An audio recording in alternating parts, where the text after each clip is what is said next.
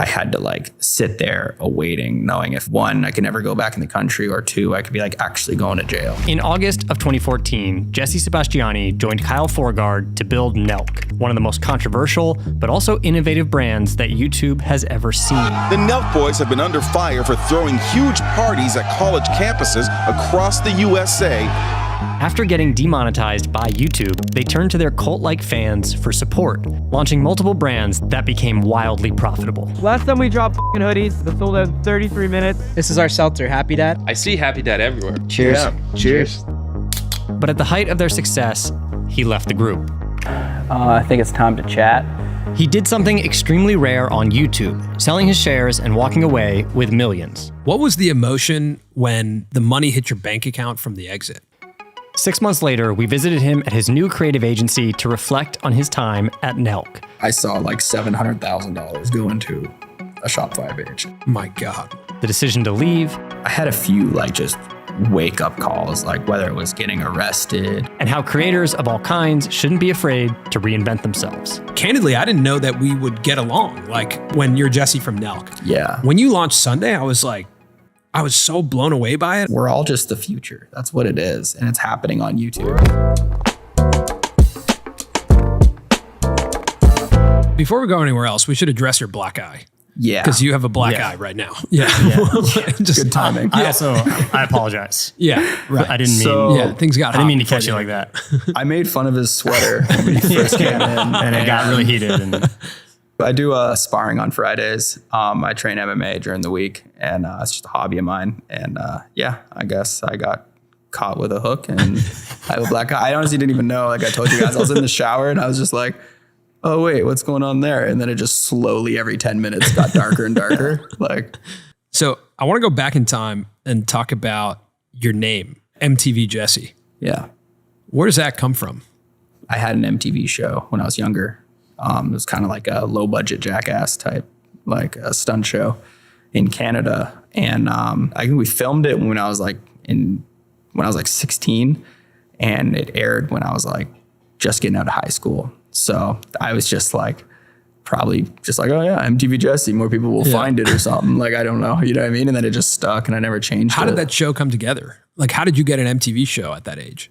We waited outside of the Masonic Temple in Toronto until we saw a producer, and we showed him a VHS tape of some stuff we were filming. And then we got a meeting like the next day, and like took the train back down to Toronto and sold the show like within a week. It's like crazy. is that where your journey with picking up a camera starts with that project, or is it even earlier than that? No, a lot earlier. It started with skateboarding. That's where it all kind of, I mean, I've been skateboarding my whole life, and that classic dream, everyone's making a video part, and they're trying to get sponsored, and they're trying to show their local skate shop.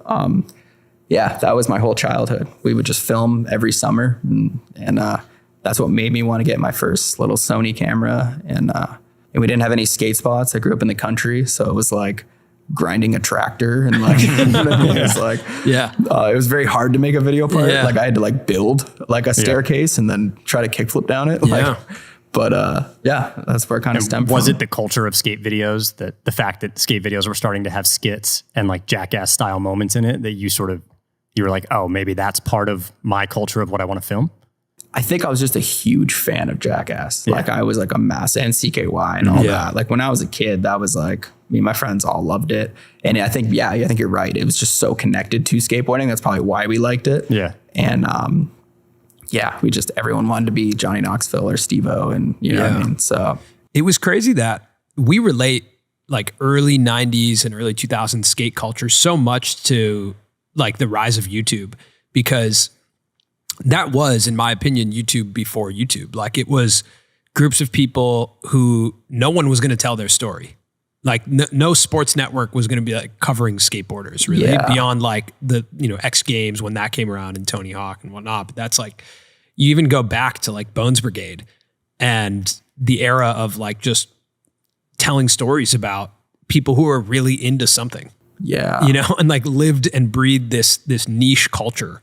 Oh yeah. And that created like incredible community and fandom. I mean, we were talking about this before. Like I used to go to our local skate shop to watch the latest VHS right? Whether it was Shorties or like, you know, Girl, Yeah, And Right, just which be you on had loop playing downstairs. Yeah. And I like, those were some of the first videos that I saw where I was like, wait, so you can make a movie with just like your camera that you have at home and your friends? Yeah. Yeah, that was the difference. Like, it wasn't just that; it was a movie. It was a playing movie. somewhere. It was the Yeah. fact that the person behind the camera also sometimes was in front of the camera, Right. And like you were yeah. totally aware of the fact that you could cross that threshold of like Yeah. in front of the lens, behind the Yeah. lens. The first like really accessible media, where it's like I could do that. That's Yeah. possible.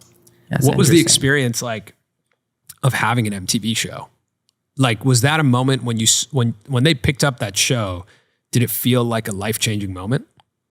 Yeah, I was young, so it just felt cool. It was like, oh, like, because MTV was cool Yeah, back then. yeah, of So it was course. like, it felt just like, whoa, this is crazy. Like, I don't know if I necessarily felt like Canada's so different than America. Like, it's such a smaller amount of Yeah. fame, you know what I mean?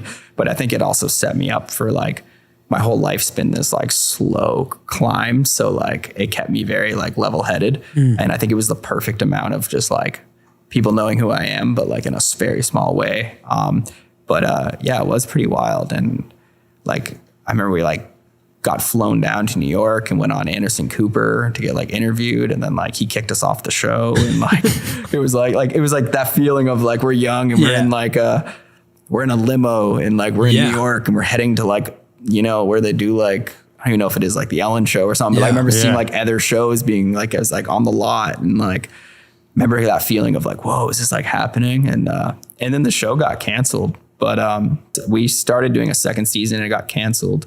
I do think it's interesting how much early MTV, I think, has influenced what's happening on YouTube today. I don't know if you watched The Buried Life. Oh You yeah, watched Buried I Life? love The Buried Life. The Buried Life influenced Yes Theory, right? Like they cite The Buried Life as see that. the influence. You look at what Airac's doing right now. It's MTV, right? Yeah. It's like there's an element of like Next with the dating shows, an element of 100%. Silent Library with Try Not to Laugh. Yeah. Like these are all, you know, like It's just origins. recycling. Yeah, origins are in that era of 90s MTV. And I feel like what you're doing with Sunday also reminds me a lot of it. It has like a Deerdick feel to it, right? Of like Fantasy Factory, of like bring me into a world of entrepreneurship, but make it interesting and cool. Yeah. You know, like I feel like Deerdick did that really well. Yeah. So yeah, I think it's cool to see like the early origins of what we're watching right now from that MTV era. Yeah. Everything we create is like a piece of something we were like influenced. Yeah. You know what I mean? It's all just building like, on top of each other. Yeah. well, especially with YouTube just becoming, I mean, it already is like our current television. Like, I think Yeah. it was a no-brainer that all this stuff was going to just recycle its Yeah. way into YouTube, sure. For sure. What was your relationship with like fame at that time? Like you were saying, it's like it was a comfortable amount of fame, but like even your first taste of getting in a limo, people knowing who you are, like, did you enjoy that? Was that something that was like felt really good? It probably was like the only time I experienced it and like I liked it because it was like everyone's first year is like, it's like, Yeah. oh, it's cool. Or like, this is like, yeah, you're like, it's like new. Yeah. So it's exciting. But I've never enjoyed it ever since. I don't think like really? that's why I don't know. I'm sure one day I don't want to be on camera at all if I don't have to be. I don't know. It's a very weird thing that like a lot of people know who you are and about your life and you know nothing about them. And it just makes all these very weird interactions when you want to have a normal life. You don't have a normal life. You don't, can't, yeah. You know? And I do feel like I'm pretty out of the limelight now, especially not being in Nelk and stuff anymore. But yeah, it's still there. I think you just learn how to deal with it. But At what point did it get to an uncomfortable level? If you look at MTV show gets canceled, yeah, I know you started uploading to YouTube after that. Yeah. More so. At what point do you reach uncomfortable fame?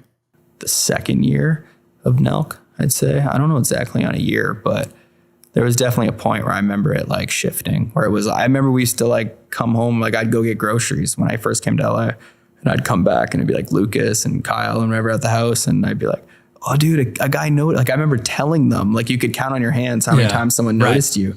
You'd be like, yeah, dude, this guy, and he's like, he said he saw our like Coke prank or like whatever. Yeah. And And it's just funny, but then you hit a certain point where you drive by a coffee shop and you're like, oh, like I could probably just make coffee at home. Right. Because I don't want to deal with that. I don't want to deal with it. Yeah. And I don't like that part of it where I kind of became a hermit and I just didn't want to, you work out at home, you watch movies at home, you do everything at home and you're just like, kind of like, I found a way to just like embrace it though and be like who cares? Yeah. Yeah. But I actually don't know the story of how I like vaguely know it, but I really don't know the story of how you joined Nelk. Yeah, it's a pretty crazy one. I made a status on Facebook that was like if anyone's doing YouTube stuff or whatever, like I was just like constantly trying to get into something. It was very hard in Canada to like find someone doing anything. Like I would have worked for free, did anything. I just really wanted to work with people. And then I somehow started talking to Kyle, and it was right when he was like maybe his first year of doing Nelk. And it was kind of like skits and then starting to get into some pranks. And I pitched this like prank about lighting my arm on fire. I'm like, I know how to do it. Like I can like, and you can do it with your arm too. Like we can like, maybe we'll go act like people who are smoking are like lighting us on fire. And we met in Mississauga, and first time we met, we shot the video. It went really well. Dude, your arm's on fire. Oh my God. Oh my God, dude. Why'd you light him on fire? I didn't do that. I just saw you light him on fire. I think before I left that day, we like talked about like going to LA. We're like, yeah, this is a good mix. And it just like kind of clicked from there. That light yourself on fire video, I watched that last night. Oh, okay. And curious for you, like if you could bring yourself back to shooting that video, is it the prank that's fun for you in the moment, or is it the response to it after it's out? Because I look at that and I'm like, that would be a bad day for me.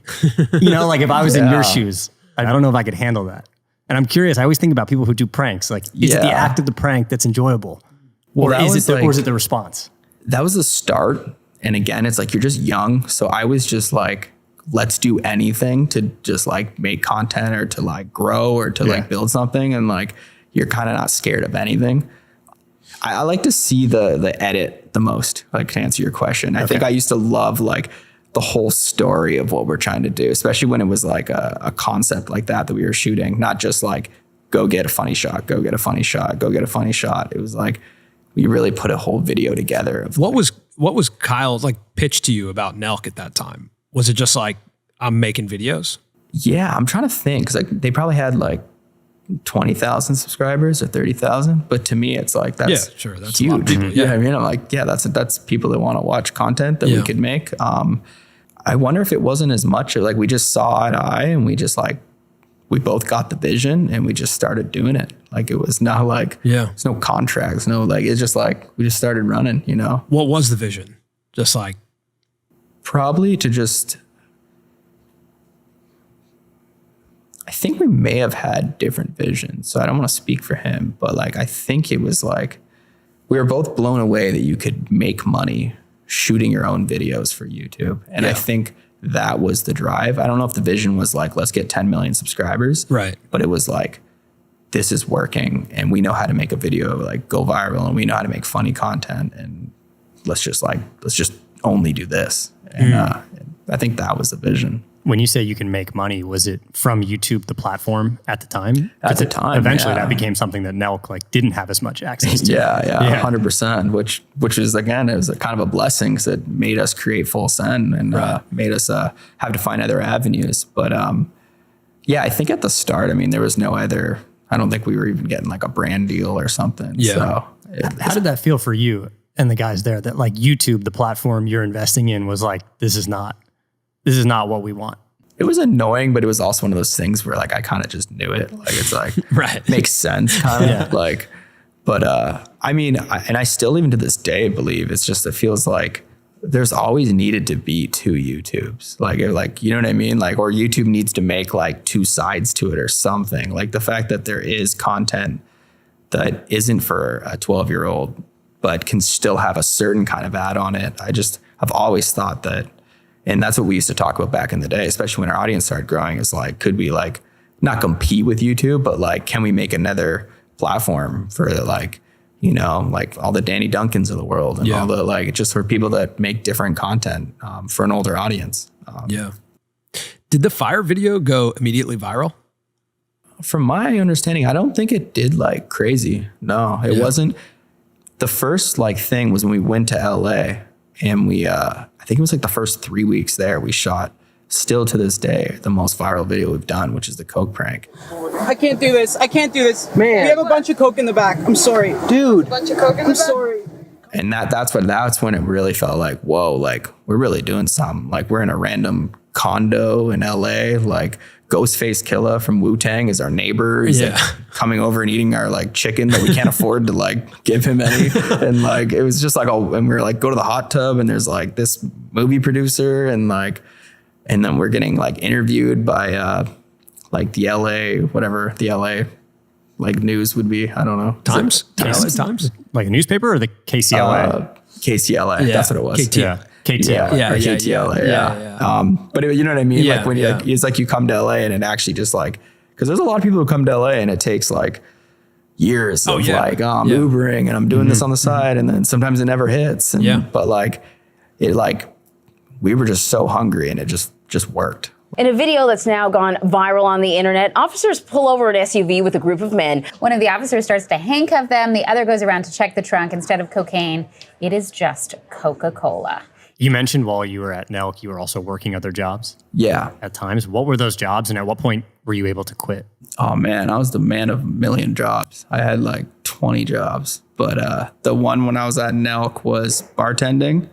And then I also worked at shout out Red Rockets in Hamilton, best chicken wing spot ever. I used to hand bread chicken wings. That was like a grind though. I remember that was definitely when, I think I was vlogging every single day on another channel, doing Nelk and working full time as a bartender. And then I would get off work at like 3 a.m., go home and edit the vlog for the next morning and then start all over again, just doing that like cycle of like need to do this to like pay for food, and then need to do this because this is the dream, and then need to do this to keep the story going. And it was like this like, and you just that cycle. But yeah, I try to think of days like that whenever I think I'm tired or something, you know. So when did that cycle break? Like, was it the merchandise that when you saw that you were like, I don't have to work other jobs, or was it were you guys making money on AdSense at one point and you're like, I don't have to do that anymore. We can pay ourselves.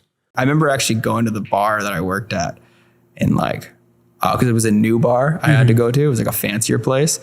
And like everyone knew who I was. Whoa. So the views, it was kind of like Steve-O and Jackass when I remember he talked about this, where it was like people know who you are and they want to buy you a shot and do this whole thing, but like, you're not making any money. You can't like afford the shot. So like, it was like, I think that was around the, like when I remember leaving that job and being like, I don't think I have to do this anymore. Like money started coming in. I'm sure, cause like we say AdSense, but that's to run a whole company. Like, like if you're even making $3,000 a month of AdSense, you were like, oh shit. Like, that's more than a paycheck. It's crazy. So how did you have the guts at that time? Like, were you guys just so hungry for good, like, okay, we know this concept will go viral. So like, cause like, it's pretty aggressive. Like the four of you in that car when, I don't remember who it is in the back. He's like, we got Coke in the back. Yeah. You know, and it's just like, holy shit, guys. Saying like that to a cop. Saying that, like I couldn't, there's no world where I'm saying that. And you look terrified. And I can't tell in that moment, is he acting? Yeah. Or is he actually a little bit scared? I think I was scared. I mean, to look at it now, I mean, to look at a lot of the stuff we shot, I'm like, yeah, no way. I'm never doing that. But just like I've said, I think it was just this fire to like, if we get arrested or a guy punches us in the face, or if like whatever happens, you're just like, I'm just going to do whatever it takes to like, to make it, that kind of fire. Did you feel like from an identity perspective because that video to this day has 50 million views. There's still a lot of people who probably know you from, you know, like that was their entry point to you. Like, did you feel at that time being like, I'm totally good with being the prank guy. I'm totally good with being this guy. Yeah. 100%. Yeah. I think if anything, my love for it over the last like year or so has been the first time it's ever like died down a bit. I just like see it differently now. I have to, what's funny and what's like up someone's day for some reason. Something switched in my brain. Maybe it's just getting older. But like it's such a fine line for me. And like I've gone and shot stuff where I'm like, I lose interest right out. Like at a certain point where if I'm like, oh, this person's like not having a good time. So like, why am I doing this? Yeah. Like they're the butt of the joke in a way that's like, not fun for them. They call it like punching down. And I've tried to, even when I did shithole, I mean, it was always in the back of my head where I tried to keep the joke about me. Like I'm the idiot and like, you should be laughing and being like, what is going on right now? But not like, let's just like make fun of you or something, you know? So that feeling, that realization of maybe how you wanted to do a prank, is that the beginning of you from an identity perspective within Nelk being like, I think maybe this isn't right. This isn't my full-time future. Yeah. That was like, and not to say that, like that's Nelk's direction to like punch down, but waking up every day and being told we're doing this thing to the, and like, you'd get some days where you're like, I don't find this funny, or I don't like this idea, but it's my job and I need to just go do it. And then you try to make it funny. You know what I mean? And there was just enough bad days where I was like we're successful. Like we should be making exactly what we want to be making. So being in the creator world for, Colin and I have been uploading to YouTube for 12 years together and like observing the space. I would say like, especially on with the rise of Nelk, personally, I had a very complex relationship with Nelk. Like I look at Nelk as like one of the models for how to build a business in this era from a YouTube and content perspective. And at the same time, oftentimes looked at it as like, that's not representative of the side of YouTube that I live on. Yeah. And that I want people to associate with what I'm doing. Yeah. Did you ever have that complex relationship? Or were you aware of that? Of like, there's a huge crowd of people who don't like what we're doing. Yeah. And I'm assuming that's what made the audience who loved what you were doing really strong. Yeah. Right? That's kind of what made them core that's too. What made that it was like this, not underground, but this like, more aggressive kind of like side of like, if you don't like it, then you kind of shit. Right. I don't think I've ever like thought of it as like, hey, is this gonna put me in a like a pedestal of like, I'm over here. Right. Because like I mean, a lot of it was still content that I did think was funny and cool and all that. But I think it was the biggest thing was just like me as a person changed so much. So like, if like I wouldn't watch those videos, you know what I mean? So it was hard to be like the person producing or creating or starring in those videos. There's a video that I watched during the pandemic. Then you guys were getting some, there was bad press about now during the pandemic with the party you guys threw and all that. Yeah. And I became increasingly more curious about you guys. And I came across this video where you do a Zoom yoga class. Oh yeah. And you pour yogurt on your head. And I laughed harder than I've laughed. See, I like that. I like that video. It made me laugh. I think I showed it to Colin and he was like deadpan. Yeah, he always comes in and I'm like, I don't know what you're showing me. I was like, it's a yoga class, but he's pouring yogurt on it. It's a yogurt class. I see that. He said he thought it was a yogurt class. And I was dying laughing at that. And then I think there was another one in that same video where Kyle's like on a Zoom call in a college and like pretending to be something. I don't remember what he's doing, but he's kind of like causing a ruckus in there. Yeah. And I was like, okay, I don't really like that one. Like, it was like this complex relationship with like, there was stuff that I thought was really funny and stuff where I was like, see, that's like, and I'm not trying to shit on anyone, but like to just show people an example. Like that day I was supposed to shoot like a lecture prank. Yeah. And I did one and I had like, an older teacher or someone, and I just like someone's mom or something. And like, they knew I hate when someone knows I'm fucking with them too. Right. Right. It loses all comedy for me. I'm like, oh, so I'm just being an idiot. Like, you know what I mean? And, cause then they're just like, just end it now. Yeah. Like, I see what you're doing. Let's just end it now. Yeah. Or whatever. Like, yeah. And that morning I got up and like was supposed to shoot that. And it was like, I quickly thought of yoga yogurt and then the like smoking cigarettes and, what was that? Like a workout class. Like a workout class. Whatever. I just was like, well, I think this is funny and I'm going to go shoot this. And then, the company was big enough that we have enough production and stuff where like I could go shoot my thing and set it up. Like, so I think that's kind of the start of like how we, not dividing, but started just like, yeah, if you think that that's really funny and that's cool, like you do this. And if I think this is funny and cool, like I'm going to do this. What was your relationship to the Nelk audience? Like you guys had meetups, you guys had like opportunities to be in front of your audience a lot. Yeah. Did you feel like as you started to meet those people, you were like, this is the community I want to build. Like these are like-minded people like me. It's hard to answer because honestly, I think 100%, especially on the way up, that was like, I was that culture. So it was like, and also it was like family, like seeing all that love everywhere we went. And it's also the reason like taking care of like myself and taking care of my family. Like if it wasn't for them, like I wouldn't have been able to do that. So, I mean, it's the love that we got for being the underdogs that made no money on YouTube and people supported our company from the start. Like that forever. Like that's everything. That's why I'm here. For sure, when I got sober, it did get to a point where a certain genre of fans that I would meet and be like, yo, let's go like slam a tall boy in the parking lot. And I'm like, dude, it's 10 a.m. and I'm at Whole Foods. I don't want to,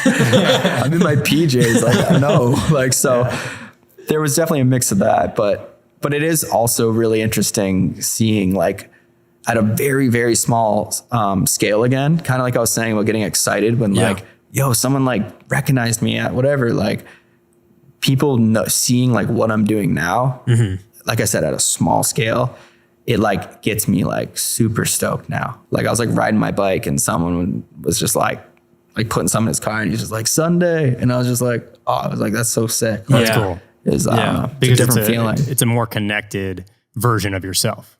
Right yeah, now, maybe there was a few years there where someone being like full send, I didn't like connect to that anymore. I mean, I was like literally trying to like not drink and not like, you know what I mean? Right. It's like very like, not saying full send is only connected to that, but like, yeah, it was just very refreshing. What did you learn from pushing and operating full send the way that you did? Because it really was, I don't know if it is anymore, but like one of the biggest streetwear kind of like apparel brands during that time. It was crazy. I think I like to look at it as, I mean, I never went to college, so I think it was like one huge program that taught me everything to do with like the internet in general, product development and creating shows and creating hype and marketing and creating core followings and like just like there's a million things, but yeah, it was a crash course that taught me everything I need to know. The same reason that there's a client out there paying me a retainer to teach them how to do something with their company. Right. And I feel like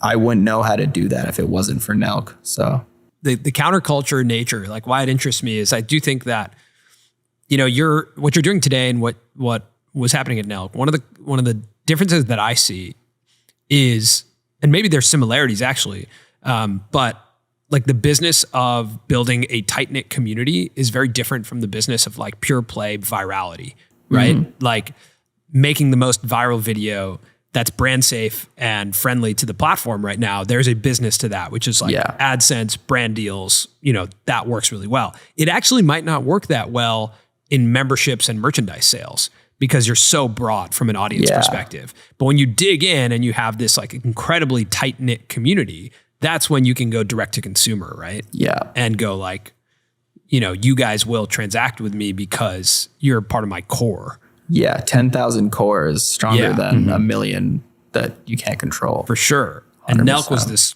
or is this crazy mixture of the two where it's like 10 million, you know, and like, what do you do when it goes to that like millions of core?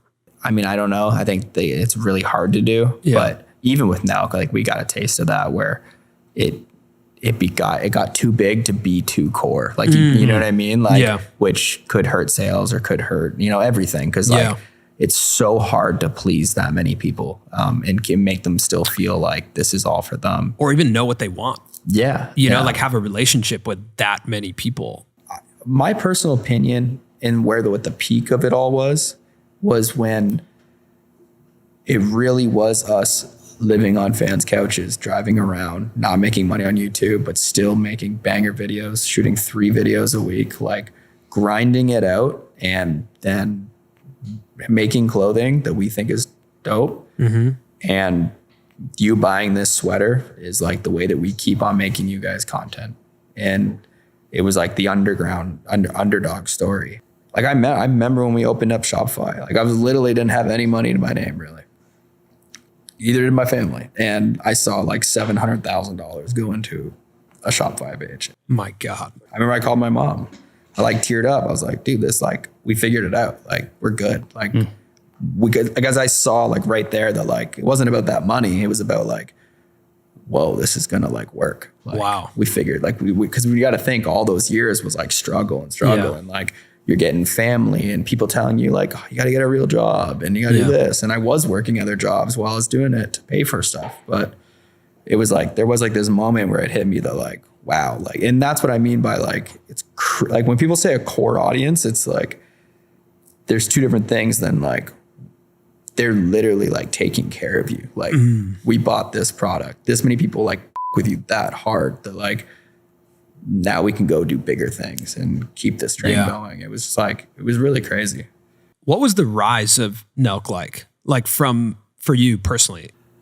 I think like I got to experience the whole thing. You know what I mean? Like I got to do the whole living in the hills, running around, drinking all the time, partying, hanging out with celebrities, doing like everything I saw in a movie and thought was like, whoa, that's crazy. Imagine reaching that point. Like, I feel like I got to at least get a taste of all that. Yeah. But I've had enough for a lifetime. Like it was good. Like, was it all as good as it looks in the movies? No. Yeah. I mean, anyone watching this that's like, oh, like that looks great. It's not like, right. Yeah. You're very sad and you're very lonely. Like at the end of that party montage, it's like, you know what I mean? It's like, there's no life there. Like, yeah. The moments in between the montage too are kind of just like, yep. Oh, we should film that. Yeah. Okay. Oh, yeah. You have enough of those days, like those mornings, and you come to the decision to like try and hit the eject button. Oh, yeah. From Nelk. How do you come to that decision? I'm sure it takes a long time, but I mean, was there a specific moment where you're like, nah, this is it. I got to move. Yeah, I think it's just, I had a few like just wake up calls, like whether it was getting arrested or like, especially to do with like pranks that were just like, you know, I think there was this like thing of we were so big. Yeah. So now doing like an aggressive prank can get you in like more trouble because they're going to make like like an example out of you. You know what I mean? So like, yeah, like there was one point where I had to go back to Canada because I was awaiting for this like prank we did in Ohio. That was like an inducing panic and like they were trying to put it as like 2 felonies and like could do up to 6 months. And like, this was probably like the big changing point for me where it was like, I had to like sit there awaiting, knowing if like 1, I could never go back in the country, or 2, I could be like actually going to jail, like doing like time. And I'm like, and it turned out being fine. Like it all got figured out, but it did a lot to my like my mental health. Like it was very rough to go through that. But, kind of evaluating like, is it worth it? Oh yeah. Like I've been to jail for like, you know, overnight for like a prank, and it's like you're just constantly reminded that like this isn't a place for me. Like what am I? I'm not this guy. I'm a good person. I'm not trying to, you know what I mean? Yeah. You just got to kind of go with your gut more on certain decisions. And but I'm thankful for all of it. It changed all my paths, you know what I mean? And made me who I am now. So when you left Nelk, you sold your shares in Nelk and Full Send. Is that correct? Yeah. But you retained your shares in Happy Dad. Yeah. Was there something you saw about Happy Dad that you were like, I'm going to keep that? Yeah. Probably the same thing you guys could see. I guess we can all see it. Yeah. It's a great company. I mean, that exit though is unique. Even the fact that earlier you were like, yeah, me and Kyle got together. There's no contracts. It's just like, let's make some stuff. Yeah. Obviously there's some maturation of the organization so that you can leave and there are contracts in place that you can sell shares. Like that to me is unique because outside looking in, I was like, is Nelk kind of just like a mess? Yeah. Even though I'm like impressed by some of what they're doing, internally, is it a mess? And I think that's pretty unique that you left and were able to like sell. That doesn't happen that often with YouTube creators. You're part of a group and you can exit. Yeah, it's definitely like a little touchy on the what I can say about all that stuff, just because like I don't want to go backwards. Yeah. But yeah, it was a long process for exactly what you're saying. Like, what is it and how do you sell it? And like, well, like, yeah, because like that even goes back to what you were saying too, is like these new companies, like, is an Instagram page an asset and what's the value of that asset? And like all these things that we're growing, right? If you, I think it's all kind of changing where like that is going to be in like every business as like the assets that have an actual value to them. And you always have to assume on social platforms that they could go away. Yeah. You just have to play that. You have to play that out in your head of like, YouTube's gone tomorrow, Instagram's gone tomorrow, Twitter's gone tomorrow. Do people still care about this brand? Yeah. Right. How does the brand exist beyond it? Has to be more than that. And there's a lot of brands that just survive off of, you know, meta ads and being a page, but like have no culture at all. They don't do any events. They don't have any purpose. No one knows who owns them. Which is a big issue. But what was the emotion when the money hit your bank account from the exit? I don't even think I ever looked. You didn't even look at it? No.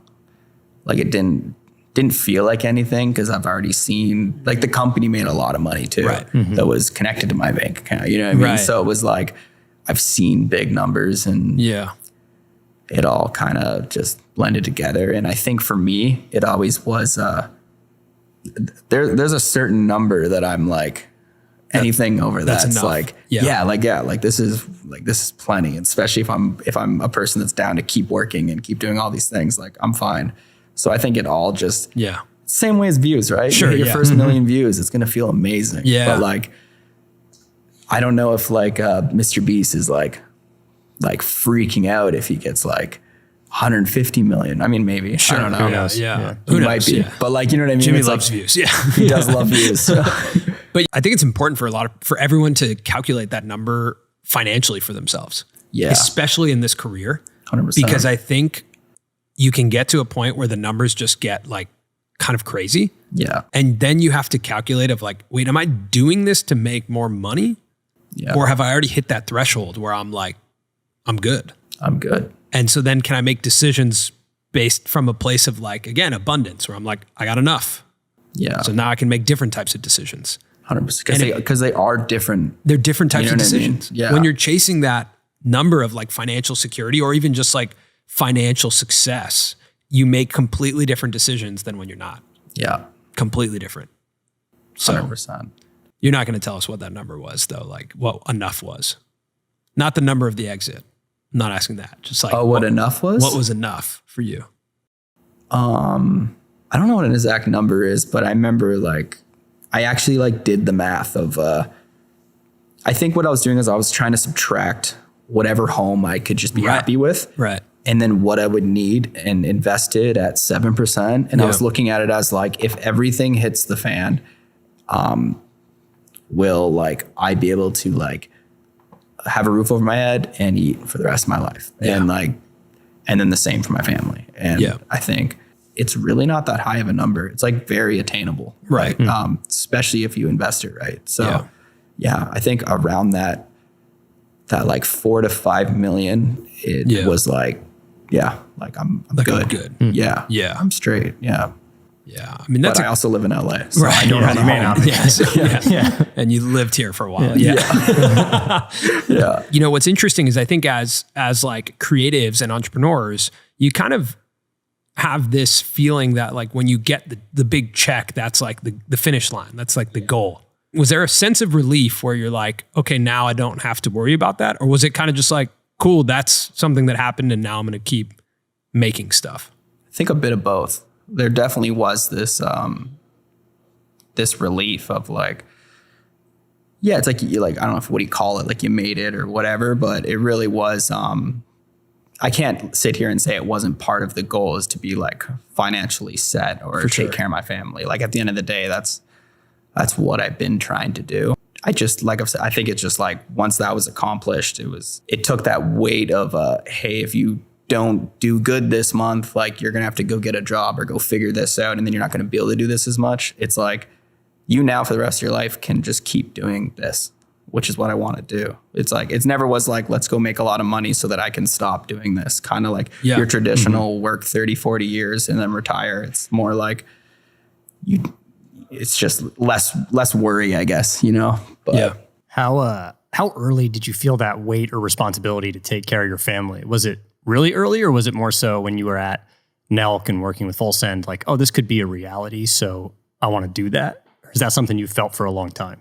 Yeah, my whole life. But I remember I have this like weird memory when I was a kid. My mom was a writer, and she was always working on this book. Like she was just like this thing, and we used to watch Oprah. And it's just like this funny story that she used to always say, like, oh, I'm making this book. I'm going to get it on Oprah, this whole thing. And she never actually got a publisher or did anything, but it was always like, I mean, it was like rough growing up. We didn't have a lot of money and stuff. But I remember there was always this thing in the back of my head of like, oh, mom's going to like sell her book and it's going to go on Oprah and we're going to like, everything's going to be better one day. Like we're slowly building to something. You know what I mean? And I think like maybe it's a mix of that's what got into my head about like, you can slowly build something to like, so that everything gets better like at once.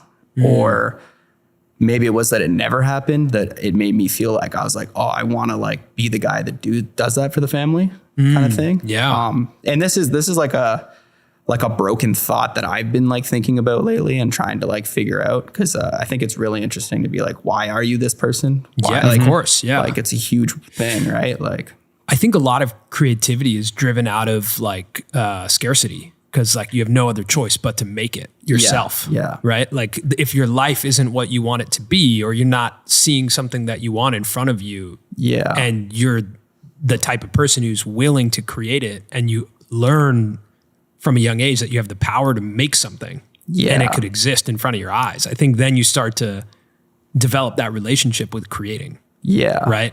Like creating tangible goods, but also creating a life. Yeah. I'm curious from your perspective. I've heard you talk about like your exit from Nelk and Full Send kind of puts you in this position where you don't have to build a business to make money. Right. Yeah. Is that correct? Yeah. So like, this is also like having a physical space this big, having a team like this is a lot to take on. Why take this much on when you are in a position where you don't have to? It's a great question. I think I might not have jumped in this hard if the idea didn't come so quick to me and I wasn't so fired up about it. Yeah. Like I can see the like 10-year plan for it and how it's going to roll out. Like honestly, and I like, once it made sense, it's like, well, I don't want to wait 2 years and take a break to like, then go start this 10-year journey. I mean, I've been doing this stuff since I was like a little kid. I mean, even like my family and my friends back home, and I'm sure a lot of people can relate to this that have always been entrepreneurs, but it kind of becomes our identity and we just like live through this. I mean, it like right now building this company is probably like 80% of my life still. And I just like, I can't picture a world where something isn't that important to me all the time, you know? Maybe it'll change one day, but I think as a creator, I always want to be making content for myself. yeah. You know, like that's when you feel like you're at your best, right? It's like, I am the viewer of this thing. Yeah. If you're there, then you deeply are empathetic to who's on the other side of it. Yeah. And like, that's when I think when we connected, because candidly, I didn't know that we would get along. Like, you know, I was like, oh, like I can't, do we have anything in common? Like when you're Jesse from Nelk. Yeah. When you launched Sunday, I was like, I was so blown away by it. I was like, wait, this is exactly how I see the world, the type of people I really am inspired by, like the work that you're doing. And it kind of like just put this new, viewpoint on it. Yeah. Like Full Send wasn't a brand for me, but I could understand it. Sunday, I'm like, oh, this is the type of company that when we first started on YouTube, we thought this was our direction. Yeah, I had that realization last night. I actually Appreciate that though. didn't realize how similar at least some of the concepts were. If you look at our early videos, like the first 10 to 15, one of the projects we did was we had to brand like a building and we had to make like a booklet for it and a video, and we just filmed the behind the scenes. Like this was just work you guys Like, this was our had to work. do? Like we just worked out of a studio and we did like photo shoots for brands in there, and those and you were part of show our videos. basically behind the scenes of how you did Yeah. this. Yeah. Oh wow. And it just didn't work. And like No one watched it, yeah. And we were stressed all the time trying to like execute the work with just each other, and it didn't pan out. Yeah. But it was the vision was to like do that. We even started cool. a show called Now Boarding, where we were making these skateboards. And we did. I think I saw this. We did 3 episodes, bringing you behind the scenes of making the boards, selling them, how it worked, and I did see this. Yeah. and it kind of worked. We sold boards. Yeah. People But bought then the we boards. became the shipping department, and we just didn't know how to like scale. Like building the company, we didn't get. Yeah. The media around it, we understood. Yeah. Oh, I see. But that was at the time our dream show. Let's build a company, bring people behind the scenes, kind of like startup from Gimlet. That was like, what if we could do that? Yeah. And then watching some of your stuff, I was like, oh wow, this is it. He's doing it. It is hard to use that because like you said, like it's stuff that you and me and we would watch, you know what I mean? But it is very hard to like grow with like YouTube being allocated around retention it's like, it's very hard. But I think you also have to just reframe your measure of success and like your measure of community. Totally like realigning what success means. 100%. Even if you watch your video titled Why I Sold Milk, yeah. for you to even say in that video, like you to be in that video passionate about the fact that you're building a brand on a Pantone, Yeah. you know? One thing that got me really hyped on it is I had this idea that I wanted to build a brand off of a Pantone. And a lot of this stuff is not going to make too much sense. I think Like that hits a certain type of person. Yeah. Who's like, I'm telling you, this brand over a long period of time is about the Pantone. Yeah. Anyone who was like, I love the Coke prank video. Yeah. It's probably like, The fuck. I might not. The what's whole a Pantone? Like, you kind of lost me on. You kind of lost me on the Pantone thing. You know, like I might not come back.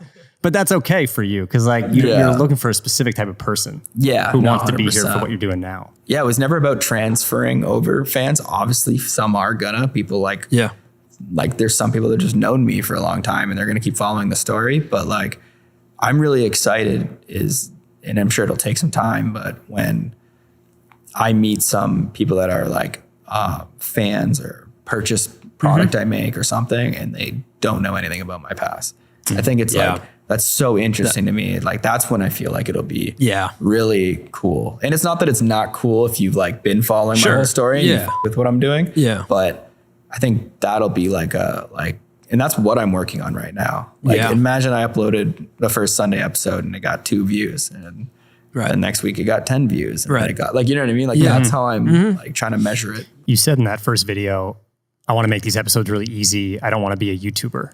Yeah. Do you have any thought around that identity of that term YouTuber? Like when you look at yourself, do you consider yourself not that? I think it's like at this point, like none of us are YouTubers. Like, you know what I mean? And I think I'm only saying that because like, you work and you create things for YouTube, but like when we all say the word YouTuber, we think like, 10 years ago when it was like a YouTuber, but like we're all just like the future. Like we're literally all creating the companies and the production companies and product development companies and the brands. Like we're all just the future. That's what it is. And it's happening on YouTube and it's happening on social media. But I mean, like especially when these companies all start like Prime. Like, it's gonna crazy. Sell for $1 billion and fucking it's gonna be the first like influencer brand to do that. And like, how do we know that like what you guys aren't doing isn't the next Paramount Pictures or how like, you know what I mean? Like, like we are the studios. We know how this stuff all works. There's a reason why these companies even like pay us a retainer to like figure it out for them. For sure. Like, so I think that's the coolest part of all of this is like where is all of this going to go in 10 years? Yeah.